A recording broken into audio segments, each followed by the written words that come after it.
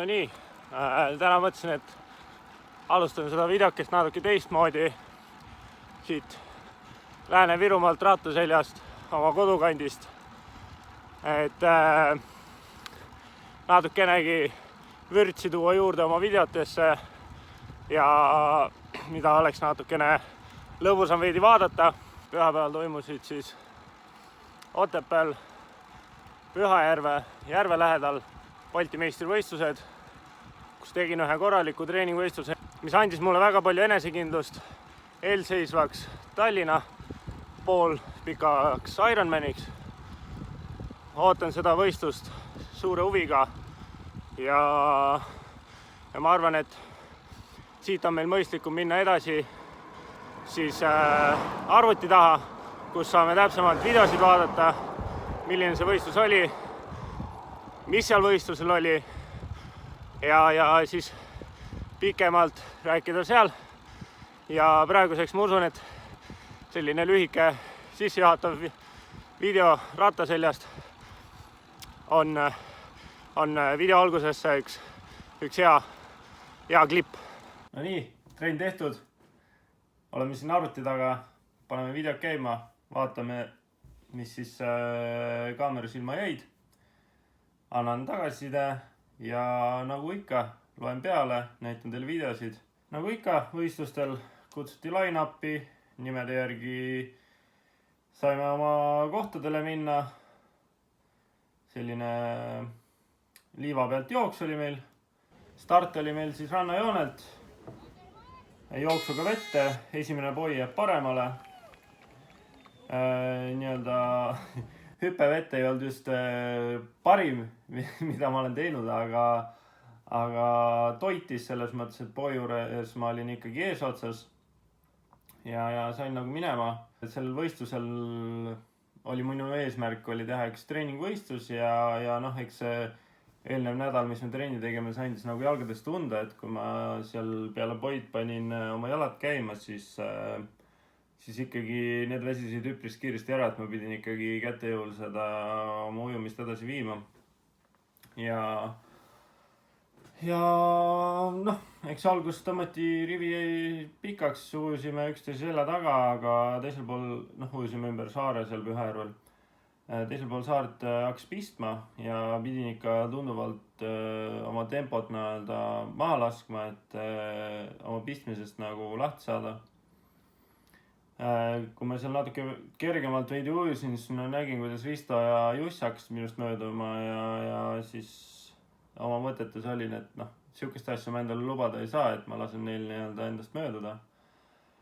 Tagasi tulles pikal sirgel võtsin ennast kokku, mis sees mul oli, tulin sellega lõpuni ja veest väljusin 7. Veest väljudes ootas meid väike lühike liival jooks ja siis tuli päeva üks raskemaid kohti, kus oli vaja vahetusalasse joosta mööda treppe. Ja nagu näha on, mehed tulevad vaikselt. Ma üritasin ka ikkagi rahulikult enesekindlalt üles tulla, et ma ei hakkaks seal kiirustama, et muidugi oli nagu tehtud eraldi trepijooksu võistlus, aga mina otsustasin sellel mitte osaleda ja tegin oma asja nagu rahulikult ära.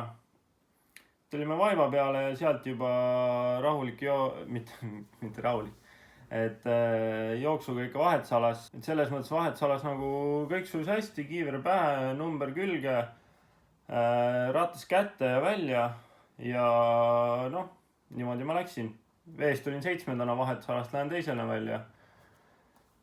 Pole üldse paha tõus kõrgemale. Ilusti jooksuga välja, rootslane meie selja taga. Ja peale rohelist joont ilusti peale. Seal oli veidi pinnatud tee ja paar kildu ikkagi jäi nagu talla külge, aga need õnneks nagu kinga sisse ei läinud. Ja niimoodi me läksime. Rattaringi oli 2 tükki, 20 kilomeetrit ring. Täpselt spidokas või kompuuter näitas ilusti 40 kilomeetrit, et ei olnud nagu rohkem ega vähem. Ja üks klipp on tehtud siin aeglubis. Ma panen parima pala või selle koha sisse, kus ma ikkagi mööda sõidan, et selles mõttes jah, ma läksin nagu treeningvarustusega peale, ei mingit aerokiivrit, ei ketast, ei mingit kõrgemaid jookse. Ja minu eesmärk oligi nagu hoida enam-vähem neid vatte, mida ma tahan hoida nüüd Tallinnas. Et selles mõttes see läks nagu plaanipäraselt ja ma olen rattasõiduga nagu väga-väga rahul. Et arvestades, kui raske nagu Otepääl võistelda on võrreldes Tallinnaga. Ja teise vahetusalasse tulles oli vahe põhimõtteliselt sama nagu Valgas Hendriga 2,5 minutit. Tulin hooga maha, hooga vahetusalasse ja siis juba tossud jalga ja jooksma. Et nagu näha on, Hendri ratas on juba kohal.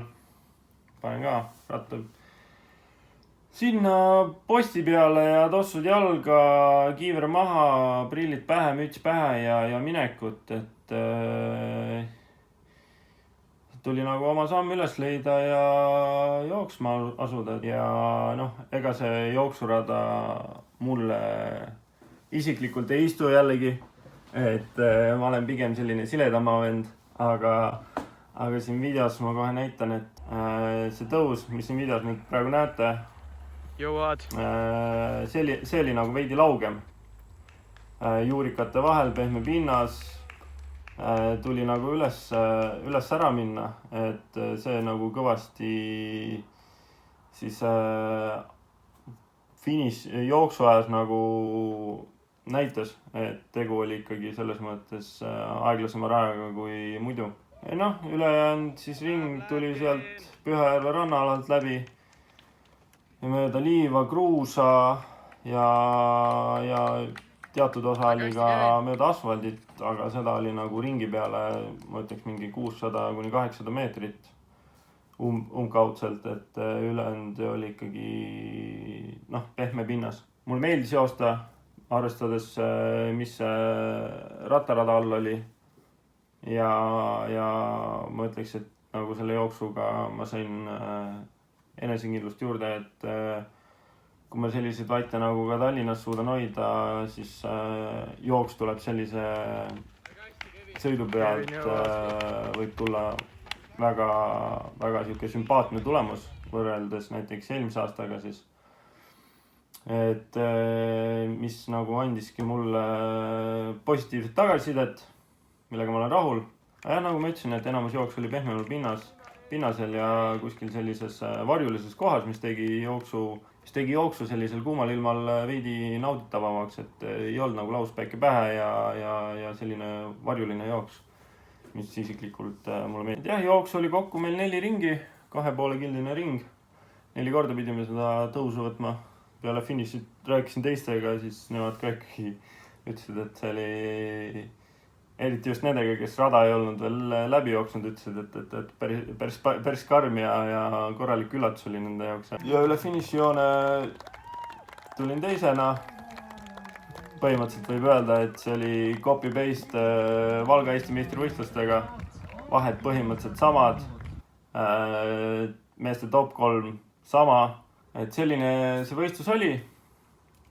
Ma tänan kõiki, kes olid raja ääres, karjusid, ergutasid, andsite jõudu mulle ja ma loodan, et teil oli tore päev. Ma arvan, et siit paneme selle asja kokku. Tallinnani on jäänud ainult 2 nädalat. Tuleb teha viimane lihv. Tallinnas on start 8. augustil. Harkujärves ujume.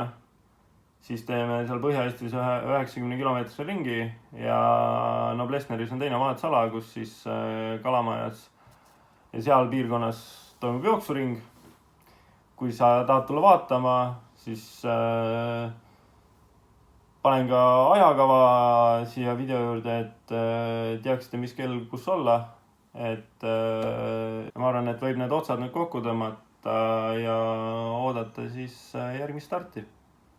Olge mõnusad, olge vahvad, olge toredad. Peatse kohtumiseni. Tšau!